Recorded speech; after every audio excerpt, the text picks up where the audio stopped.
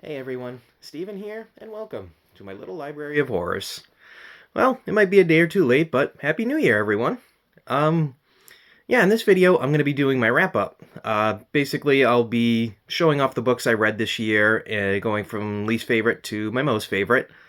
Um, yeah, I didn't get a ton of reading done this year, which is all right. I did make a good reads goal, but the more I think about it, and especially around this time, when it's like crunch time, and I start to see a lot of posts of, oh, I need a quick 150-page story. Oh, I'm 3 books off from my goal. I'm not going to make it. And I just feel like that just kind of takes the fun and the whole purpose out of reading, I mean, not knocking it at all. It's great, nice, kind of adds a fun twist to reading, if I'm going to be honest. But at the same time, I don't think it should overtake the whole purpose of why you're reading in the first place. So, my goal this year was at least 24 books. I unfortunately didn't reach it, but I also got a lot farther than I thought I was going to. But yeah, I want to show off basically what I read this year, and yeah, we'll go from there. So, starting at the bottom of the list here, my least favorite read this year would have to go to Mystery Walk by Robert McCammon, which is a genuine surprise to me, if I'm going to be totally honest. McCammon's my favorite writer, and when I had first started the book, when I had read it, like the synopsis, and with the tagline, "Not since Stephen King had broke out onto the scene with Carrie has a book brought such terror and all this." So with a line like that, who's not going to dive in, right? But ultimately, what I got was a dark fantasy that was padded with a lot of filler and unnecessary plot points, kind of bland characters, if I'm going to be totally honest, and just overall not a horror book. Overall, just it wasn't for me. It wasn't for me. I didn't hate it, but I think if people go into it expecting a dark fantasy, then um, I think you would be able to enjoy it more. Um, but yeah, let's see. Next up would be The Secret Life of Souls by Jack Ketchum and Lucky McKee. So this one was a bit of an interesting case, because I actually picked this up at a bookstore once, a used bookstore, because I loved Ketchum, and this just seemed incredibly out of his zone, essentially. Like, even just reading like the back, the synopsis, and all that, I had no idea what to expect going in, to be totally honest. Um, but when I did read it, I don't know. I didn't hate it, but I didn't really like love it either. Um, yeah, it just I don't know. It's just, as I was reading it, I was kind of trying to figure out what kind of book it was, um, and it's essentially a book about a young girl, and her bond with her dog, and um, yeah, it's got a lot of your typical Ketchum catches, I guess. The great, real, grounded human characters. Pretty heavy-handed on the tragedy. Wonderful suspense, things like that. But at the same time, I can't say I remember much about it. Um, and it just, I don't know. I feel like maybe if I had read it at a different time, I would have enjoyed it more. But I think now, knowing what to expect with it, if I were to go back and reread it, I could go in with a different perspective and a different view on it, and possibly enjoy it more. But um, yeah, out of the ordinary for Ketchum. Probably not his best in my opinion. If you want to start Ketchum, I always recommend starting from the start with him. But yeah, not a bad book at all, but not my favorite. Let's see what else I have here. So next up is A Book Full of Terrible Things by Cameron James. So a little funny story about this. My cousin was at a horror expo, and he FaceTimed me, and he was like, "Oh, hey man, there's this table here that's selling a whole bunch of books. Did you see anything you like?" And so as he was, scanning the table and showing me things, the title of this really caught my eye, and I think that's a really big thing if you're going to write a book. I think your title is honestly more important than your cover as far as a marketing thing is going to go. Um, Obviously, I love a good cover. I think a good cover is incredibly important to get people to pick up your book and want to read. But the first thing 90% of the time they're going to see is going to be the spine. And this obviously does not have the title on the spine, but 95% of the time the first thing a person's going to see when they go to look for a book is the title. So with a title like that, I had to have it for sure. And what actually ended up being really cool about it is it's an indie author from New England. So support indie authors. And yeah, I was actually pleasantly surprised because I had no expectations going in. Had never read anything about them before. And was honestly really pleasantly surprised with this book. A lot of the it's a short story collection. A lot of the short stories are really well done, to be totally honest. Like, it's I even actually got it signed as well, which was pretty cool. That was really nice of them to do. But yeah, some of my favorite stories, like the last one, Skin, Let Me In. That was excellent, wonderful short story. I really enjoyed the zombie tales in here. I think they're really well done. We get one of the titles is A Day in the Life of a Teenage Zombie, where we get the zombie apocalypse through the zombie's point of view, which was really unique and interesting to me, and was done in a way without being overly annoying teenagers, which I they're genuinely just some of my least favorite characters in literature. Paul Tremblay does a wonderful job of making extremely annoying teenage characters that I can't stand. But yeah, I was really overall pleasantly surprised with this. If I had one critique, is that it really could have done with in editing. Unfortunately, there are a lot of like grammar and spelling mistakes, punctuation mistakes that unfortunately break the immersion with the stories. Um, which I try not to be a stickler about, honestly. Like one or two there, here and there throughout the story, it's whatever, it happens. But unfortunately, it just happens too often throughout the book that it really breaks the immersion of the stories. But I would not let that hinder you from checking this book out. It's a fast read, it was fun, and I genuinely enjoyed it overall. Alrighty, let's see. Now we're getting to the really hard part.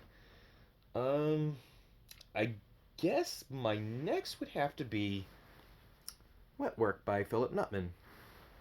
I've got my video review on my channel if you want to check out my full thoughts on it, but quick overview, really unique zombie story. It's like if James Bond was going through the zombie apocalypse, essentially. There's a lot of spy espionage, which is cool. And a really, again, unique take on the zombies, not so much because of the spy aspect, but because of the zombies themselves. If you've ever read The Rising by Brian Keene, very similar to this. But yeah, definitely loved Wet Work. I thought it's a really unique zombie book. I don't see it get mentioned a lot, but when I do see it, a lot of people love it. So yeah, definitely would check that one out as well. Let's see. So that was 1, 2, 3, 4. Okay, so let's see. Number 5. So number 5, I actually don't own a physical copy of it. I read it on my Kindle, but the book is titled Odd Man Out by James Newman. It's a really strong tale of basically, if you see something, say something. It's a story about a summer camp, and one of the boys happens to be gay, and when the other boys find out, it turns basically into a hell overnight. And it's really well written. Like, the prose is fantastic. There's a lot of deep passages. It has a wonderful message overall, and it was dark. It was definitely a dark story, but the characters were very real and grounded, and I like that James being an indie author. I really appreciate the fact that he wasn't overly graphic with his violence. Like, I feel like a lot of indie authors tend to be very heavy-handed with the violence and the gore aspect of the story, and while that's not for me, it's, people like what they like. So I I, I feel like James went the opposite route and kind of went with build up and suspense, and then showing us when scenes happen that were graphic, it had a much bigger impact on the story. So definitely go check out Odd Man Out by James Newman. He's written a bunch of other stuff I haven't read yet, unfortunately, but he was a new author I discovered last year that I was really happy to find, and will check out more of his work. Um, so next up is going to be Naomi's Room by Jonathan Aycliffe. So with this, I I've started this, I think, at least twice, probably in the past 2 years, and I could never get past page 10 for some reason. I don't know. I feel like every time I picked it up and started to try and read it, I just wasn't in the right mind space for it. And at first, it kind of had the same issue I had with We Need to Talk About Kevin, where the narrator of the story almost talks down to you as a reader. Like, the language used is almost like I said, it feels like it's dumbed down in a snobbish way, and that always really turns me off. Like, I get, you want to portray your character a certain way, and maybe that's a good job you did, because I hate people like that, just that think you're better than I am just because you have money or something. Um, but when I pushed through, I fell into this book. Like, this is easily one of the best ghost stories I've ever read. Like, it's dark, it's scary, it's emotional, um, and it's got a wonderful twist at the end. Absolutely wonderful twist at the end. Um, and I also think the cover is just weird. Like, just insanely weird. This has nothing to do with the story at all. Like, I'm genuinely wondering, like, who looked at the, like, even read the transcript of the story and was like, that's the cover we need. I don't know.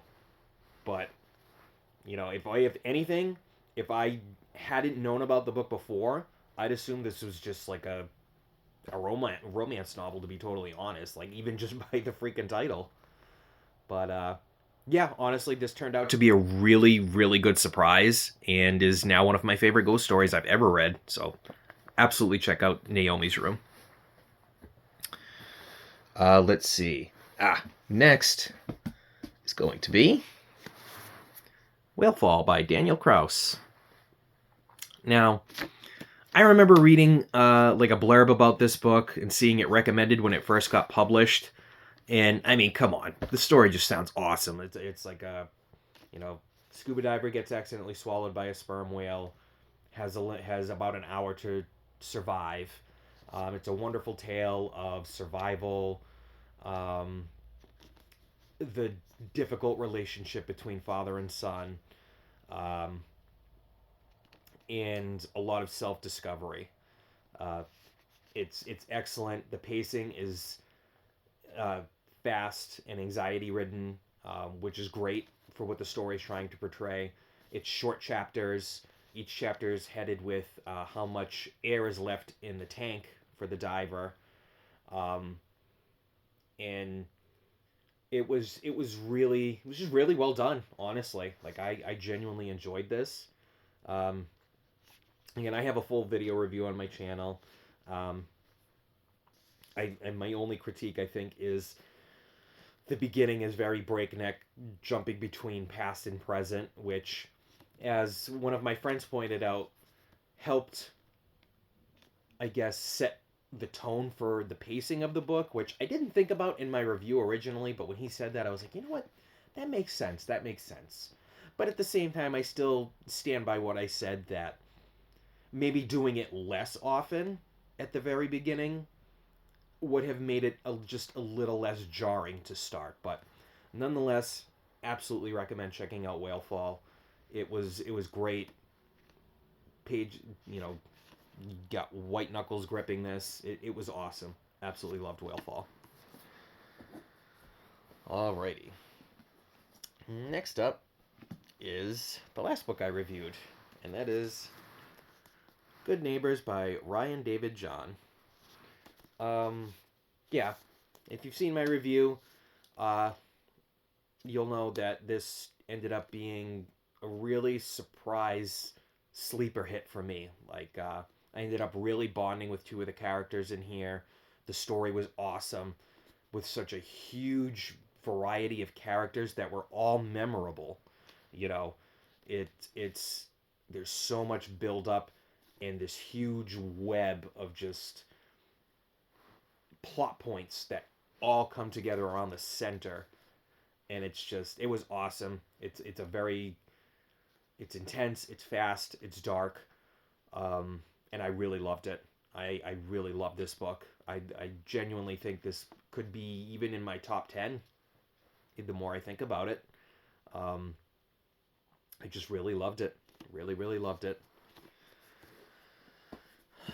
But last but certainly not least, probably my favorite book of the year is going to go to The Saturday Night Ghost Club by Craig Davidson. Now, at the beginning of the year, I spent a lot of it in a really deep depression. I didn't really read, didn't do much of anything, to be honest. Like, I spent probably a good 4 or 5 months just being really miserable, and it wasn't until October when I decided to pick up a book again, and this was one that I've always wanted to read. I really love the cover because it's, you know, with it's I love the colors, honestly. I think that's what really grabbed my attention about it. Is it's very bright and eye-catching. I love the art style. The art style is fantastic. And the synopsis just sounded great. I love coming of age is my favorite kind of story. I love coming of age stories just because you get to have a lot of fun seeing things through the eyes of kids, basically. You don't have to have that cemented, scientific, experienced mindset as an adult. Funny enough, is Craig Davidson is actually Nick Cutter, who wrote The Troop, which has a wonderful passage in it about how the adult brain doesn't have the elasticity that a child's brain does to comprehend horrors they see in real life. And this is a really good tale about that, as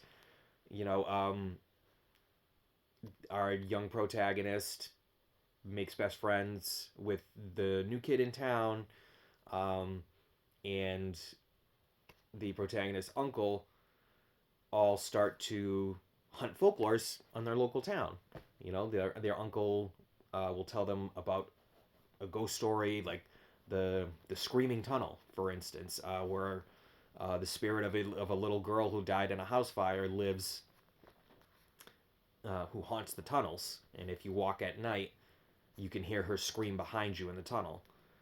And yeah, so it's like stuff like that was really awesome. But I really love this book because it just brought me out of my funk. Like, this really pulled me out of my depression and was the whole reason I read almost all of those books, besides Ketchum and I think, what was it? Odd Man Out.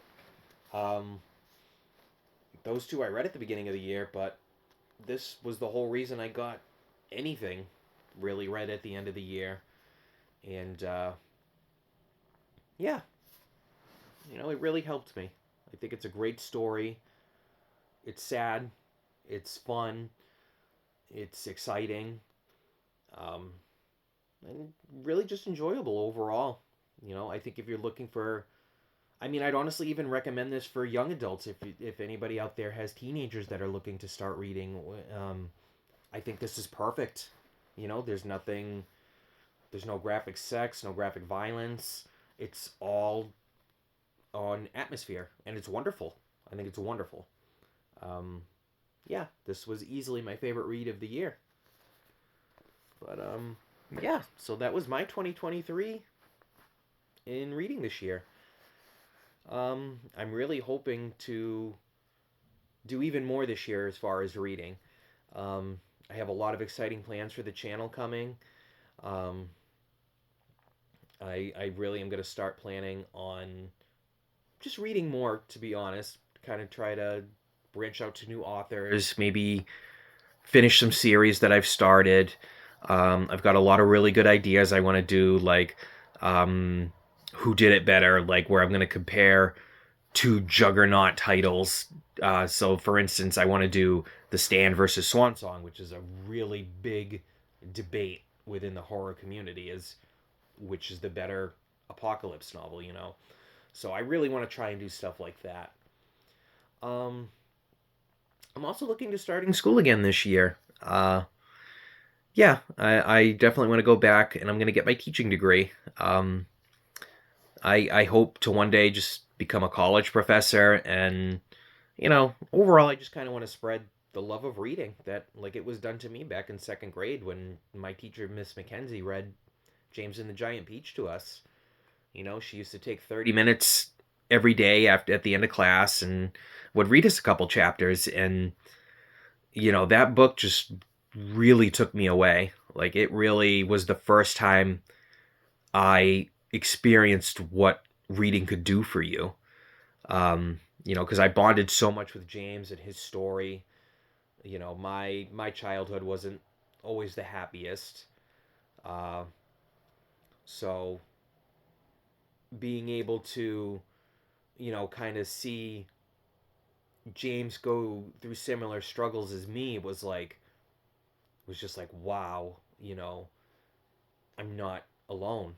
You know, there's someone out there who understands that this is happening, and I'm not alone. And I've been kind of just chasing that high ever since. And the good thing about it is I still can catch it. Hell, Good Neighbors gave me that same feeling that James and the Giant Peach did when I was 8. So, I really want to pass that on to other people. I hope, even just if I can affect one person's life through reading a book, be all worth it to me. And I feel like that's something I can be happy with at the end of the day, every day. I can look back on my life and say, I didn't just settle for something that gave me money. I didn't just settle for something that gave me status. I didn't settle for something I knew I could do just because I knew I could do it and it was easy, and I went for what I wanted. And, I'm going to make that happen this year. I'm definitely going to make it happen. I'm speaking it into existence. And I have this video here to kind of look back on it and say, you promised yourself this and you deserve that. I'm also working on my first book this year. More a collection of short stories because, I've tried to write novels before, but, a lot of the greats have said it. Don't start with a novel. It's too hard. It's too big. Um, Even Stephen King has said, I think it was in the afterword of Under the Dome, that was the first novel he ever attempted writing when he was, I think he said 18 or 19. That was his first attempt at a novel, and he didn't publish that until God, what, 30 years after he first published Carrie? Maybe even longer. But you know, it's stuff like that that is really inspiring to know that, you know, even people as successful as Stephen King and you know, Robert McCammon and all the greats, you know, they all started, I guess, with a short story, you know, and I think that's where I need to start too. So I'm really excited about that. I'm gonna work really hard this year on doing it, and my goal is to have it published by the end of the year. So speaking it into existence, I'm gonna try and make it happen. But yeah, I'm really excited about it. I have a lot of really fun ideas. I can't wait to get out. I'll probably have a few of my friends beta read it in the summer. And like I said, I really hope to have it out by the end of the year. That would be really exciting. But it's a goal to work towards that I'm excited for. But yeah, that's kind of my plans for 2024. But video's not over yet. I'd like to just kind of show off some of my pickups this month. I'll make it quick though, because this video is already getting to be about 30 minutes, and you know, you guys have already been listening to me ramble on. So over on my Facebook group, let's see, the Night Shift Horror group. Hey guys, we had a gift exchange this year, and I decided to sign up. Usually, you know, I try not to, just because I don't know, going to the post office gives me anxiety for whatever reason. It's stupid. It shouldn't. But I'm working on it. And, you know, money gets to be tight and stuff like that. I always kind of feel guilty if I get, like, this really wonderful gift and it's like, you know, well, I kind of only could afford this, so you know, I don't know. But I tried it this year, and, you know, the person I got was happy with their gift, so you know, I couldn't be more excited about that. But these were some of the gifts I got. So the first book I received is this absolutely gorgeous copy of Anno Dracula by Kim Newman. It is absolutely stunning. Stunning, stunning. Like, I'm scared to even open this. Like, I may genuinely just... I think I have, like, a trade paperback version of this as well somewhere around here, but, I honestly don't even want to crack this open. It's so gorgeous. It's also signed as well. I'll try to get it to the page here. I'll show it off a little bit there. There we go. But yeah, absolutely stunning, stunning copy of this. Yeah, this is beautiful. I can't wait to get into that. Excuse me. I also received a copy of Let the Right One In. I've heard a lot of really, really good things about this book, so I'm genuinely excited to get to it. It's a chunky boy here, but I think it's just because it's large print, honestly. How many pages is this? Oh, well, I stand corrected. This is getting up to be almost 500 pages there, but you know what?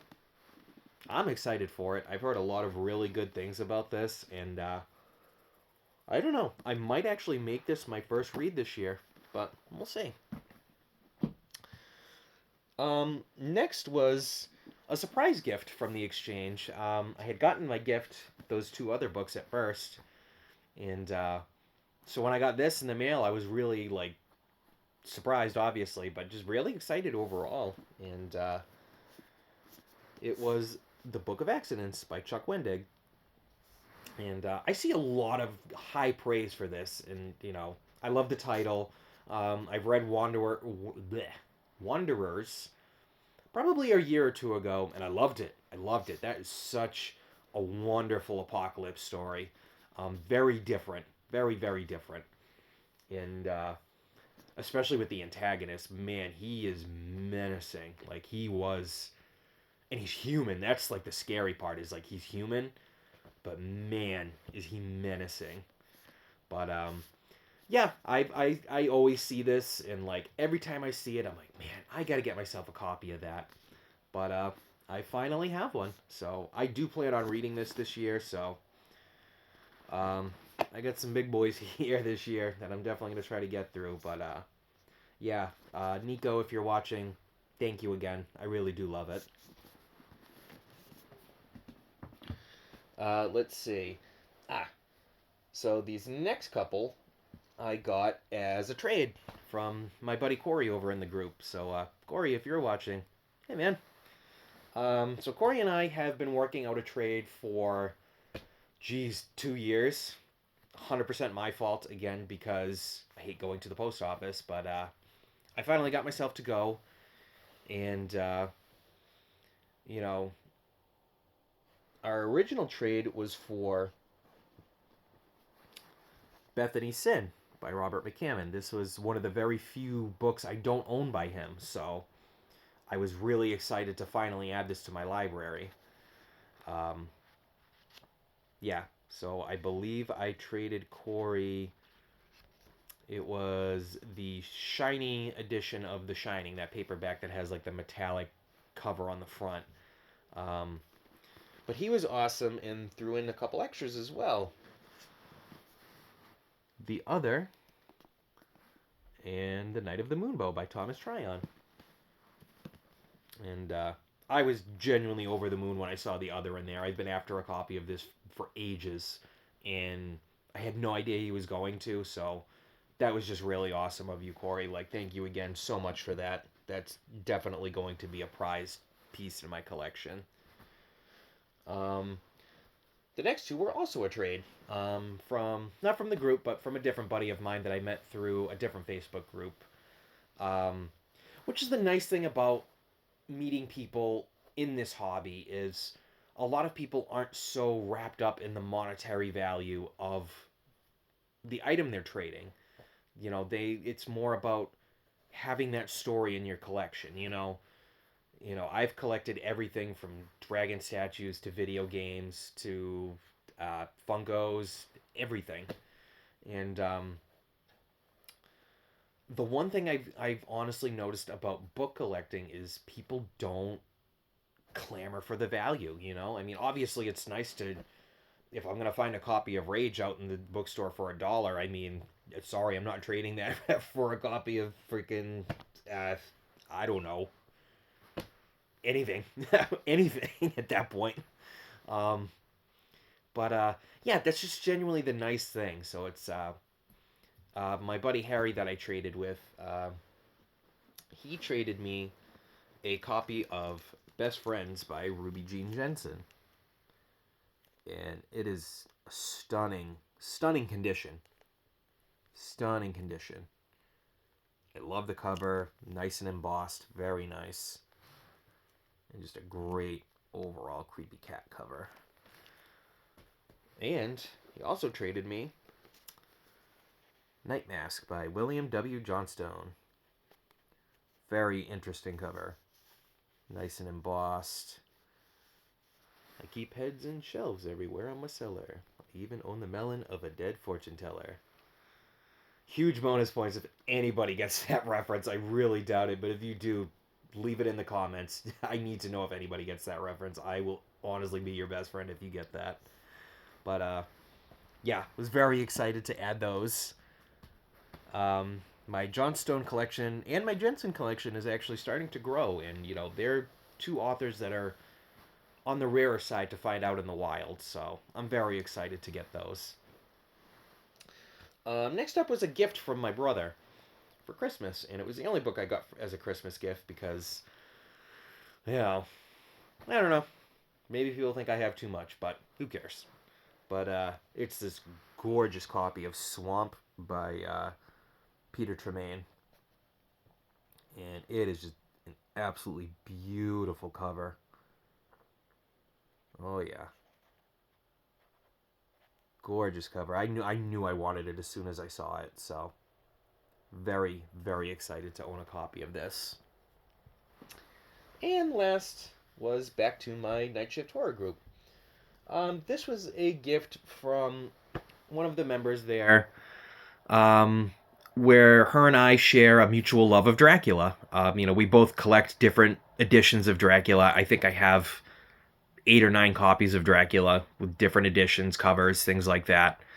And I wanted to surprise her with a gift. We had mentioned multiple times how she wanted to read Carrie and Comfort by Dan Simmons, but she was never able to really find a copy. So I, fortunately enough, usually find that pretty frequently. So I had 3 copies, so I mailed her a copy of it.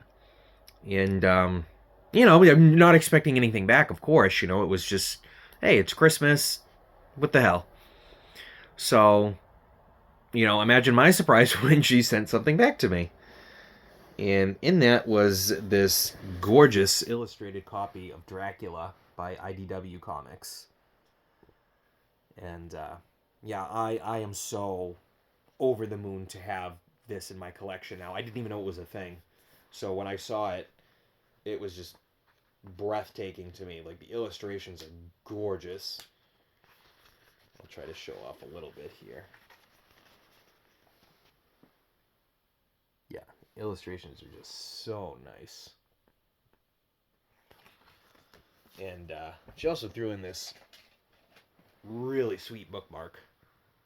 I think it's awesome. But yeah, so Jojo, if you're watching, thanks again. It was so nice of you to do that. I really appreciate it. But yeah, that's gonna be it for me today, everybody. This video went a little longer than I thought it was going to, but hey, it is what it is. Yeah, so I'm really going to 2024 with a lot of goals for myself, attainable goals, I think, with a better mindset to love myself more and just go after what I want, which I'm doing because I'm working on another big haul. I can't even believe it. I can't even believe it right now. It's just, oh man. And I saw everything that's in it, and I'm just like, oh my god. Yeah, so fingers crossed it works out, guys, because it's going to be a doozy. And I really can't wait to share it with you if I do get it. But yeah, that's it for me today, everyone. Thank you so much for watching, listening to my rambling. I hope for a wonderful new year for all of you. I hope it's full of goals that you can achieve, wonderful books to read, and just some overall positivity in life, because I think all of us kind of need some right now. But yeah, thank you all again, and I'll see you in the next one. Bye.